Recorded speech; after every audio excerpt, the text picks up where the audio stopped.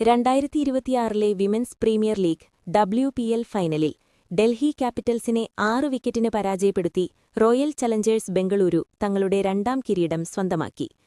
വഡോദരയിൽ നടന്ന ആവേശകരമായ പോരാട്ടത്തിൽ ആദ്യം ബാറ്റ് ചെയ്ത ഡൽഹി ക്യാപിറ്റൽസ് നിശ്ചിത 20 ഓവറിൽ 4 വിക്കറ്റ് നഷ്ടത്തിൽ 203 റൺസ് എന്ന കൂറ്റൻ സ്കോറാണ് പടുത്തുയർത്തിയത്.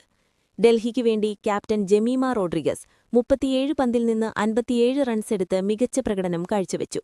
ഒപ്പം ലോറ വോൾറാർട്ടും ചിനല്ലെ ഹെൻറിയും നൽകിയ സംഭാവനകൾ ഡൽഹി സ്കോർ 200 കടത്താൻ സഹായിച്ചു. മറുപടി ബാറ്റിംഗിനിറങ്ങിയ റോയൽ ചലഞ്ചേഴ്സ് ബെംഗളൂരുവിനു വേണ്ടി ക്യാപ്റ്റൻ സ്മൃതി മന്ദാനിയും ജോർജിയ വോളും ചേർന്ന് റെക്കോർഡ് പ്രകടനമാണ് നടത്തിയത്. ഒന്നാം വിക്കറ്റിൽ ഇരുവരും ചേർന്ന് 165 റൺസ് കൂട്ടിച്ചേർത്തു. സ്മൃതി മന്ദാന 40 പന്തിൽ നിന്ന് 87 റൺസെടുത്തപ്പോൾ ജോർജിയ വോൾ 79 റൺസ് നേടി ടീമിന്റെ വിജയത്തിന് അടിത്തറയിട്ടു. മത്സരത്തിന്റെ അവസാന നിമിഷങ്ങളിൽ നാടകീയമായ വഴിത്തിരിവുകളുണ്ടായെങ്കിലും 19.4 ഓവറിൽ 4 വിക്കറ്റ് നഷ്ടത്തിൽ RCB ലക്ഷ്യം കണ്ടു. അവസാന ഓവറിൽ രാധാ യാദവ് നേടിയ ബൗണ്ടറികളാണ് ബെംഗളൂരുവിന്റെ വിജയം ഉറപ്പിച്ചത്.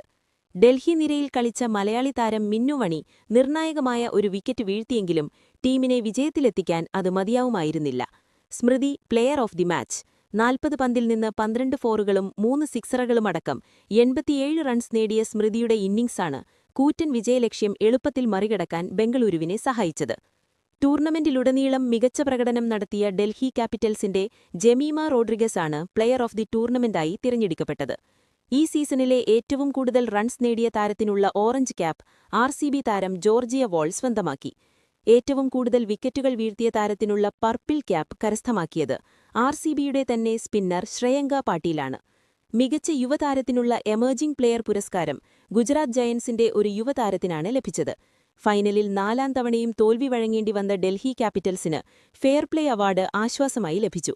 ഈ വിജയത്തോടെ RCB ടീമിന് 6 കോടി രൂപയും റണ്ണറപ്പായ ഡൽഹിക്ക് 3 കോടി രൂപയുമാണ് സമ്മാനത്തുകയായി ലഭിച്ചത്.